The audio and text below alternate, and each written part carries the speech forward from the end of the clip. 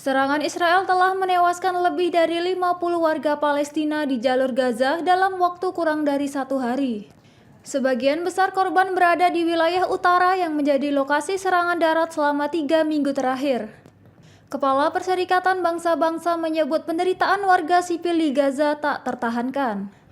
Pada Minggu 27 Oktober 2024, serangan di sebuah sekolah di Gaza Utara menewaskan sekira 11 orang dan melukai puluhan lainnya. Mengutip Al Jazeera, diketahui warga tewas termasuk 3 wartawan dan seorang gadis berusia 8 tahun, Zayan Al-Ghoul. Militer Israel mengklaim sedang menyelidiki serangan tersebut. Ia menyebut telah menewaskan lebih dari 40 pejuang Hamas di wilayah Jabalia. Kementerian Kesehatan Gaza mengungkapkan dalam serangan selama 3 minggu terakhir, sekira 800 orang telah tewas.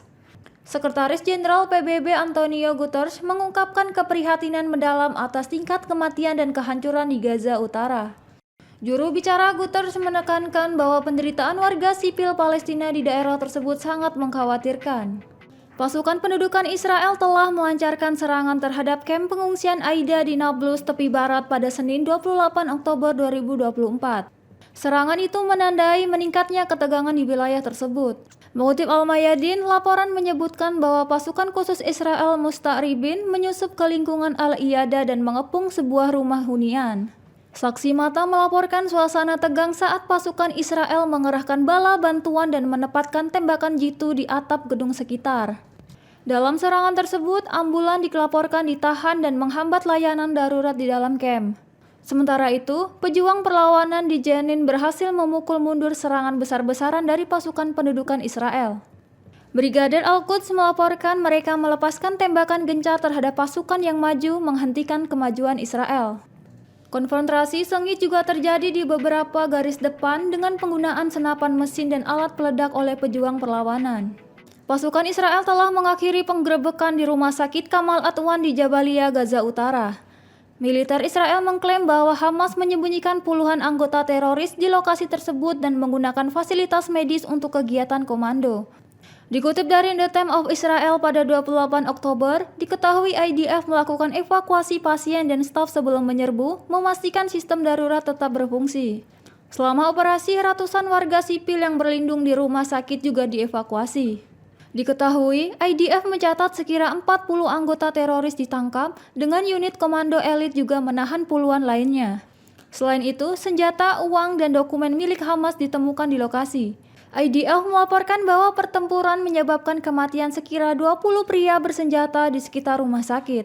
Operasi di Jabalia akan terus berlanjut karena diperkirakan masih banyak anggota Hamas yang berada di daerah tersebut. Serangan udara IDF menghancurkan fasilitas produksi rudal balistik Iran pada Sabtu 26 Oktober 2024. Akibatnya, menimbulkan ancaman serius terhadap kemampuan pertahanan negara Iran. Serangan tersebut juga merusak sistem pertahanan udara Iran yang melindungi infrastruktur energi strategis. Hal itu menyebabkan fasilitas energi utama Iran termasuk kilang minyak dan kompleks petrokimia kini rentan terhadap serangan ke depan. Mengutip The Times of Israel, serangan tersebut mengindikasikan kemampuan militer Israel yang semakin canggih terhadap pengembangan selama 2 dekade. Iran kini menghadapi tantangan besar dalam memperbaiki kerusakan yang terjadi pada sistem pertahanannya. Menurut laporan, serangan itu menciptakan kekhawatiran mendalam di kalangan pemimpin Iran.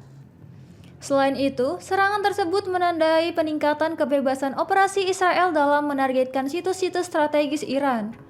Kesiapan Iran untuk menghadapi serangan lanjutan kini dipertanyakan oleh banyak pihak. Israel kembali meluncurkan serangan udara di Gaza menargetkan sekolah yang dikelola oleh Perserikatan Bangsa-Bangsa. Serangan itu terjadi di sekolah Asma di kamp pengungsian Sati.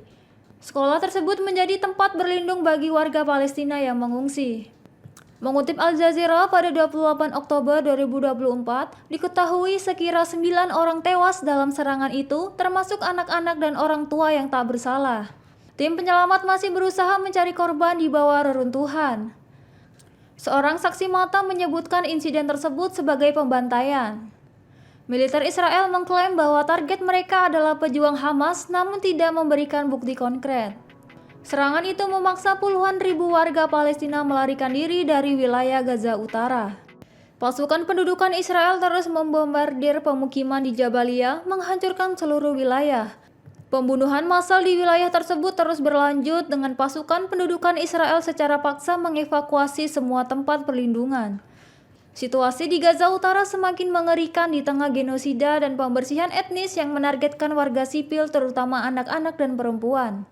Mengutip Al-Mayadin pada 28 Oktober, diketahui korban yang terluka kini dianggap sebagai martir karena minimnya bantuan medis.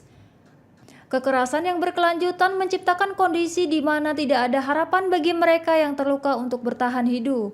Pasukan Israel memutuskan akses terhadap air, obat-obatan, dan pasokan makanan. Selain itu, tindakan tersebut mencegah warga Palestina bergerak bebas.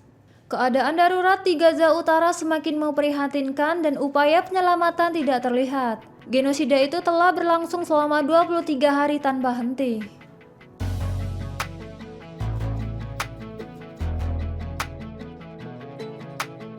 Download Tribun X sekarang, menghadirkan lokal menjadi Indonesia.